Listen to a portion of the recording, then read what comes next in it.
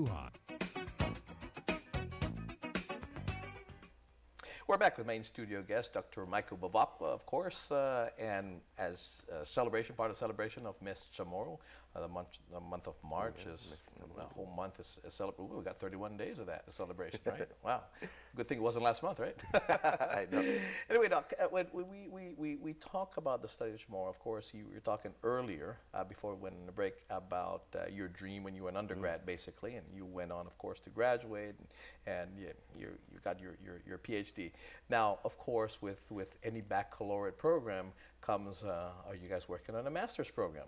Because down the line here, people are going to say, well, I want to get a master's in Chamorro and all that. So what would it take to do that? I mean, it takes a lot. I mean, I know you're going to tell me, hey, Jess, we're here, okay? Don't push it anymore, right? Or as they say, nanganadza talata. A master's program, it's sort of a distant goal, but sure. What we have at UOG right now is the Micronesian Studies program. Okay. And so that is actually considered to be one of the highest degrees for like a Chamorro teacher, sort of a Micronesian Studies degree.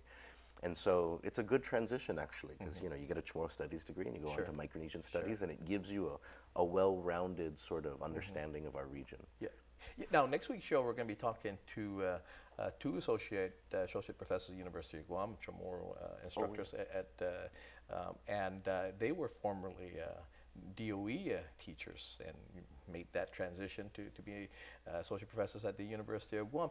But tell us again, because in years past, I think now there's more collaboration between the schools and and of course that is your feeder school basically, as well as other public school, private schools here in Guam as well. But again, to major in that, what percentage of the students that you have again are maybe first timers, or what is the proficiency in Chamorro again after their graduation from school, from high school? Okay, be it public school or even private school, to get into that discipline, because I would assume someone who's more proficient in that will probably want that major. If someone isn't, maybe they'll be scared away by that. We have had some problems because we have a mixture of majors. A lot of our majors are current DOE teachers who are trying to get their degree. Okay. And so for a lot of them, they're fluent in Chamorro, but they're not as good in writing Chamorro or reading, and they don't necessarily know the grammar rules for Chamorro. Okay. And so, but then we also have young people who don't speak any Chamorro, but feel like they really want to learn it.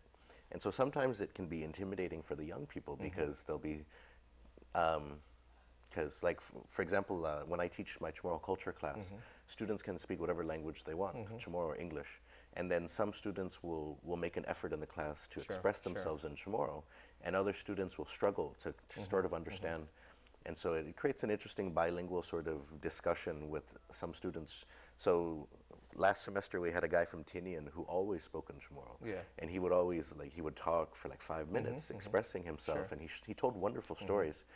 And then I had 3 students who were taking Chamorro classes but weren't proficient yet, and they would gather together and and then once he was done talking, they would be like, I think he's talking about his wife. I thought he was talking about his grandmother.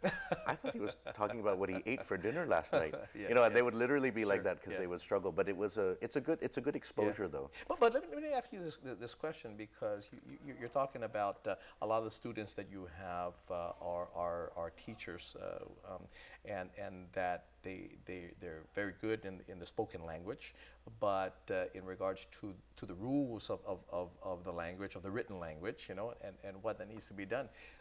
So when we in other classes, when we go to English class or Japanese class and stuff, not only is it spoken, but they teach you sentence structure and things like that, emphasis and all that. So again, the question is how do we get them the proficiency there? Because we're really only, in what I'm hearing, and correct me if I'm mistaken here, is that basically we're only teaching, or more emphasis on the spoken language more than the written if our teachers are coming back to be proficient in that, because as an English teacher you have to be proficient in the structure, you know, and emphasis and things on that. And like other languages, when you're learning it, even, you know, Spanish 1, German 1, whatever it may be, it's the structure of the sentence. I think and it's more sentence structure than it is verbal. And so that's why it's good that we have the intermediate and the advanced Chamorro now, because, and it's good that many Chamorro teachers are getting their degrees now. They're going back to school so they can get fully certified, because that's really the background that they need is not just to teach, but also because you know, so much of communication today is written now. Sure. And so what we really need for Chamorro to survive into the future is that people, young people in particular, be able to write it comfortably and in ways that they can understand each other. And so, you know, so sort of this issue of spelling and this issue, the problems of teaching how to write Chamorro, it presents a big difficulty because, you know, if we could teach our young people to all post in Facebook in Chamorro, or post in Instagram on Chamorro, then it would increase the chances of the language being picked up and used by young people. And again, it's got to be used all the time. You have to have an immersion of it, because if they only come to your class and they take your class one or twice or maybe even 3 times a week, and then you don't have an immersion of this outside. I mean, I know we take these half-a-day pledges and all that, but we need to go beyond that, you know, because you can't be, you know, we can't be immersed in the language or something if that's what we want to do, if that's our intention. So one thing that we started at UOG last year is it's called a Master Apprentice Language Revitalization Program. And it's something which they've tried in New Zealand, in Hawaii, and in Native American communities in the States. And it's based on that principle that really you don't need fancy classrooms or curriculum to teach language. All you need is for one person to learn it from somebody who already speaks it. And so in this program, what we've done, it's a pilot year, and so we took high school kids and we paired them with an older fluent speaker. And then we scheduled them to meet with each other for 10 hours a week, and they have to only speak Chamorro during those 10 hours. And so this year we'll see how effective it is. And what we're going to do is, if it's effective, then we're going to expand it so that hopefully Chamorro Studies majors can take advantage of the program too. So basically you can apprentice under sort of an older Chamorro speaker, spend time with them, learn the language through that immersion. Yeah. Now, Doc, I know real soon here you have you're going to be going back to San Diego, working with some folks back there. It looks like you're working on some online Chamorro. Yeah? Oh, yeah. Can you tease us a little bit about that? This is something that President Underwood has really wanted to push for, because we've got so many Chamorros, so many people from Guam out in the States who are craving resources that they can access. And so what we're looking for next year is an online certificate program in Chamorro Studies. And so as part of that, there will be an online language class, a culture class, a history class. And then eventually what we want to do is organize in similar to what Pale Eric Forbes has done, sort of like workshops in different areas in the States. And so, you know, I'm looking forward to going out there, because last year when I went out, the response was incredible.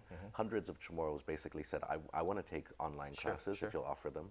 And so I'm looking to keep building that support. And so if you're on Facebook, then go to there's the Chamorro Studies Facebook page there, and there'll always be updates there about how we're doing. But your intention is to getting it online for next school year, the 2016-2017 school year? We're hoping. This summer we're supposed to be spent basically building the classes, and then we'll start trying them out either in the fall or the spring. Okay. Will you be manning the online?